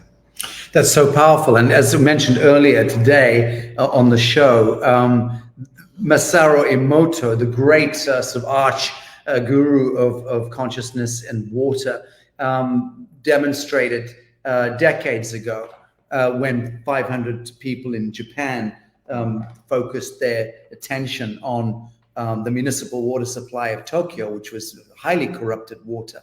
And they demonstrated forensically that within 20 minutes or whatever it was, it completely restructured the water. The entire water, the municipal water supply of Tokyo was restructured with the frequency of love being beamed in by 500 people. So what Alex is suggesting, I think, correct me if I'm wrong, is that as guardians of the waters, what we can do as we begin to build up this repository of water frequency signatures from all around the globe, from people who sign up with the initiative, which they can do today, become a guardian of the water. Yes. And then we can create almost military style little cadres of guardians that can do the beaming, the plasma projecting if you have a corrupted water source, a river that's highly polluted on your farm or whatever it is, we can start to get that data, that information back from the guardians. We can start to create an index of priority of where we're going to get our guardians of the water to start to project their ideation, their attention, their plasma into the water supply, and forensically demonstrate that planetary guardians of the water can come to the rescue of the oceans, the reefs, the lakes, the rivers, and the municipal water supplies. I mean, this is very, very exciting stuff. Again, friends, when you consider the hard physics, the science, the forensics of what have been proven by Masaru Emoto and by Professor Glenn Ryan, Lee Lawrenson, Veda Austin, now Professor Ling, this is exciting stuff. We're at the tip of the spear of the new dreaming, and it has everything to do with the waters of the world, and how we impact them and imprint them with our consciousness. And I love the fact that to launch this initiative, we had the voice of Shanaz Soni and the frequency of Shanaz and of Veda Austin as fully realized Magdalene energies to also guide the principle of this initiative. And I love that Veda's reminding us of the need to play with sincerity, with innocence, and with sincerity. Very important. David, what do you make of this? What do you make of this initiative? It's the first time you've heard about it, but unmute your microphone. We'd love to hear from you. I think Masaru Emoto, and he passed it on to his son. These are real Emoto images here. I mean, I got a little bit of reflection here on my light. These are like Christian, Buddhist prayer, Jainist prayer, Muslim prayer, Judaistic prayer, Buddhist, Christian prayer. So, I mean, there's a lot of ways to restructure water, and also even the coral reefs. We did experiments. I remember years ago, I was on George Norrie and Art Bell talking about using my technology, putting my coils underwater and transmitting frequencies magnetically. So I transmit frequencies magnetically with my technology, which means, see, sound, the problem with sound is most sound systems start at about 35 hertz, and then they go up to 20,000. But the really low frequencies, you need to transmit magnetically. So you can couple my systems with a stereo system to get full frequency spectrum.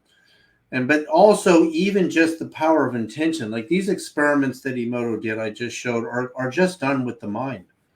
And if you get enough people in an initiative like yours you can even remotely think, like if you can get everybody on an initiative together to remotely project to a polluted water source, you can use Google Earth, or you can give, like with remote viewing, you can give a latitude and longitude.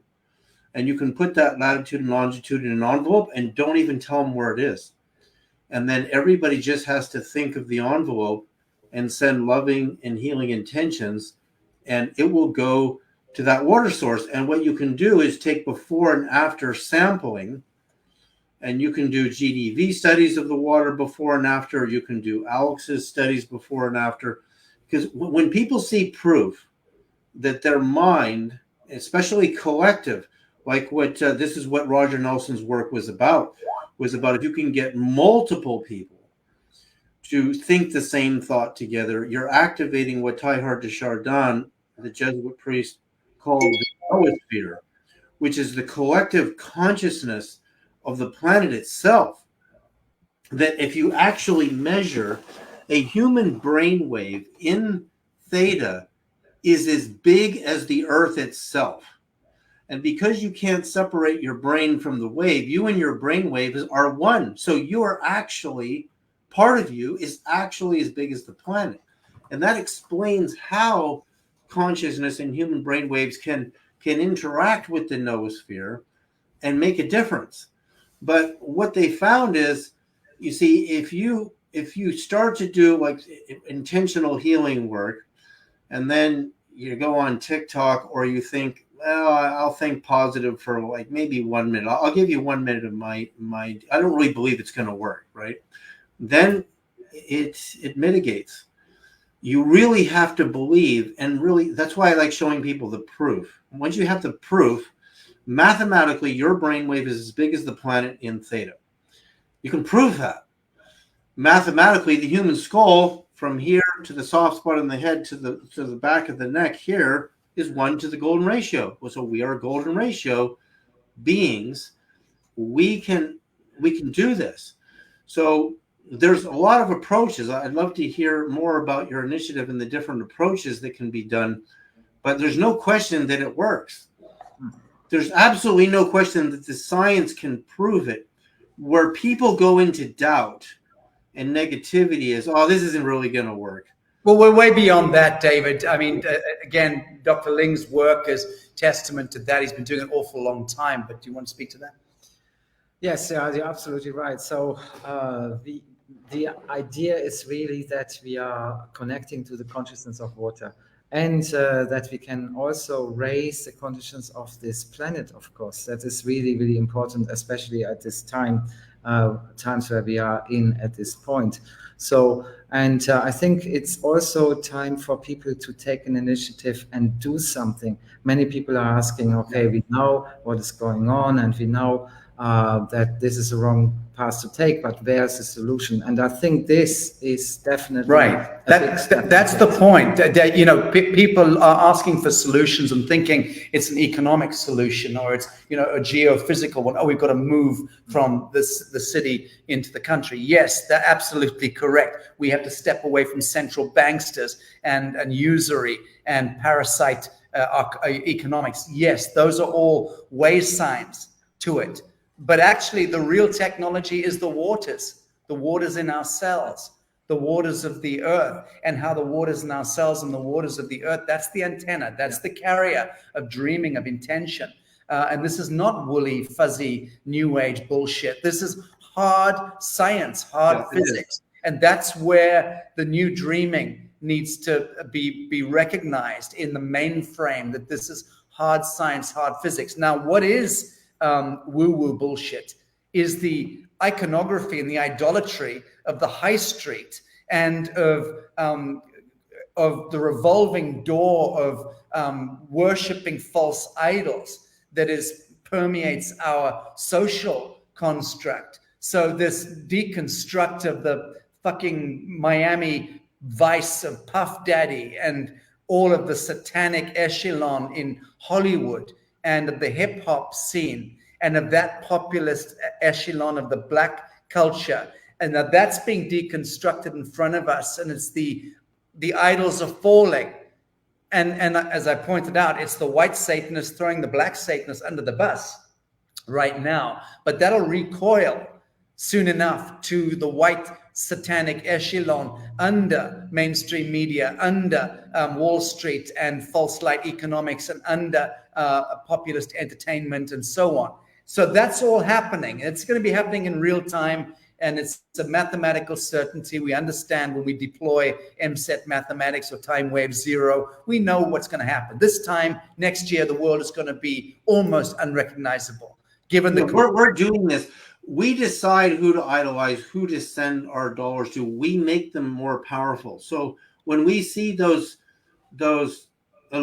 figures that we falsely illuminate and we idolize, and we find out that they're immensely corrupt, like the P. Diddy case and all the fentanyl and all the drugs. Yeah. We're empowering that by saying, yes, I'll give you my dollars, I'll give you my focus. But when we switch the focus and we idolize people who are the real healers and the really healing movements, then those will magnify and the world will change. And it's the same with our politicians. Thinking any of these politicians are going to make this better. I've been here long enough to know that our life doesn't get better no matter what they do. All this hoopla, we're going to change the world if you elect me. I mean, all this baloney. And people get sucked into it like they're going to change the world. And then they get in office and they're opportunists. They're making themselves some money on the side. They're hardly ever doing anything that really brings real change, real metaphysical change. So Yes. I believe you're right. If we could somehow distribute the waters, the vibrational energies of the waters to the masses, they will change sympathetically, parasympathetically, and they won't even know what's happening. Indeed. Exactly, absolutely the point we are making. We are really coming from a completely unexpected area, really, in that respect, and we're using our abilities also to reconnect with the water, and that is really the key to all of this. We have to just organically grow with the frequency. We don't even have to change anything. We just have to embed this frequency within us, and the water has the right frequency anyway in most cases. So we can learn from the water, we can re-communicate with the water. And that is something what our ancestors did for a very, very, very long time. So they also were aware, of course, as you are now as well, David, that water and cosmos is pretty much linked up completely. So all the waters here from this planet are coming from the cosmic oceans, and our ancestors were very much aware of this. So that's why they were chanting to the water.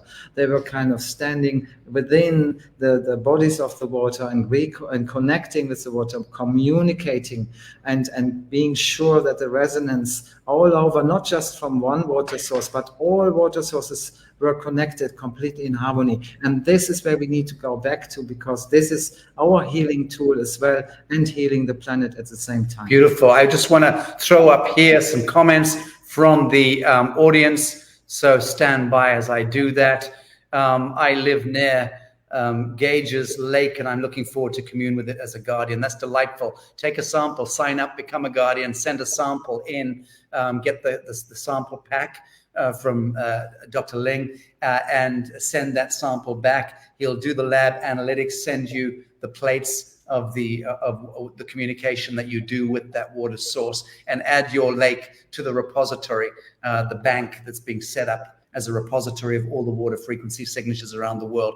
Is water a type of oracle? The answer, of course, by the end of this broadcast is a resounding yes. Here, Karen Ann says, we can make templates on water and feedback to lakes is what I'm doing here after fire and debris, graphene, geomaterials. Yeah, I don't think it matters what it is in the water. I think Schauberger's great work demonstrated that you can detox the ultimate impurities are going to detox out of water. Shekinah, Grace, David Streeter, I would love to work with you to be water guardians here in the Kootenays. Well, reach out to David. He's giving you the victory symbol there. He's getting... Yeah, we just met the other day. Very good, very good. Danny is ruthless is saying, hashtag Russell J. Gould 2025. As you know, Russell J. Gould is a beloved friend of mine. So yes, you get my vote. And incidentally, Danny, when I mentioned earlier in the broadcast that when I got off my stage in Tampa, the last in the big tour I did in 2021 in the US, the last stage that I got off, there were ranking military in uniforms there wanting to speak to me. And I thought I was going to get arrested and taken by the NSA into the basement. But actually it was military who wanted to sit down and they'd come to see my presentation, my talk, and then took me aside and asked me the question, who is our commander-in-chief? Do you know, Sacha? And I said, well, you're in uniform, you're high-ranking military, you should know. And they said, well, we know, but we want to know if you know. And I said, you want me to say Donald J. Trump? And they said, no. And I said, okay, I give up. They said Russell J. Gould. And I was like, what? And I immediately phoned Russell and said, you're recognized by ranking military as being the true commander-in-chief. So yes, to those people who understand the real U.S. Postmaster Generalship and what have you, Russell J. Gould, watch out for that. Finally, Sergei Yavorsky says pure gibberish. Well, Sergei, all I can say to you, my friend, is if that's your offering at the end of our 2 hours of love and service to you, all I can do is repeat what Tucker Carlson said famously last week to a journalist of the New York Times: go fuck yourself. All right. Well, that is the end of today's broadcast. And I'm just delighted to have been joined by Dr. Alex Ling, my beloved friend, in my studio here in Mexico. And David, always just such a delight to be with you. I have to ask you, though, David, because you are our frequency guru, what is your prognostication on what is going to take place in the coming days, hours, days, weeks in North America? Just on that subject, do you have any presentiment on what's happening in the days ahead? Well, I can't make a prediction, but I can also tell you that I think there's going to be a huge shift and an awakening in the people. We have to realize we're the ones with all the power, not them. You know, whoever, whether this election is fair or not, we've always been the ones with all the power. We really need to get that. It's when we come together. I mean, one of the greatest things about Roger Nelson's global consciousness that proved is when minds come together, the quantum eggs can measure from non-randomness to coherence on a planetary scale. The implications of that are enormous. It means when we decide to become coherent, we're way more powerful than the incoherency. And so to give our focus to the kings and the queens of the world, well, they just want you to elect them so they can go in there and be opportunists. They rarely have ever done anything. The birth rate in the United States and Canada from 1960 to 1980 dropped off a cliff. That means relationships dropped off a cliff. The quality of life dropped off a cliff. And from 1980 to today, it's still been going down all the way to 2024. Not one president has turned that around. And that means the countries that we live in are built out of families. We're destroying the family. And no matter who we elect, they've never turned this around. Indeed. There's a lot of ways to turn it around, but you have to realize we're powerful together. We're not powerful if we're scattered all over the internet. Indeed. Scrolling through TikTok and social media. We're powerful when we come together like this, Sacha. And God bless you, Sacha, for sticking at this for so many years now. You're bringing people together. We need way more of this. Way more of this. I think we're there already, David. David, thank you so very much.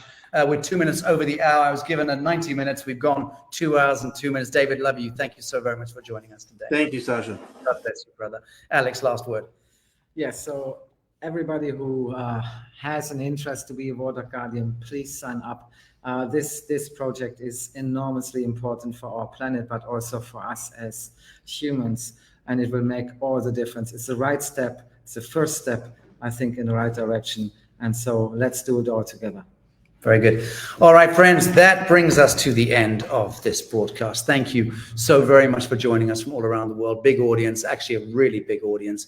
Just on this one channel here is a huge audience, and I know it's been syndicated. So thank you for joining us today, and we're going to be making a series of announcements in the coming days connected to this initiative. We're going to roll this initiative out very hard and very far, and we're also going to be making announcements shortly about the Newearth Aquan Water Academy. Very excited about that initiative, and Dr. Ling will be leading coursework on that, and we'll unveil that curriculum. Let's say we'll try and do that within the next couple of weeks.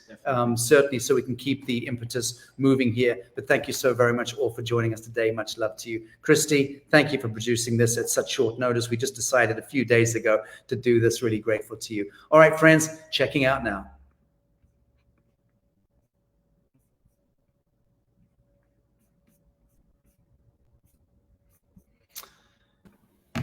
Thanks, Christy.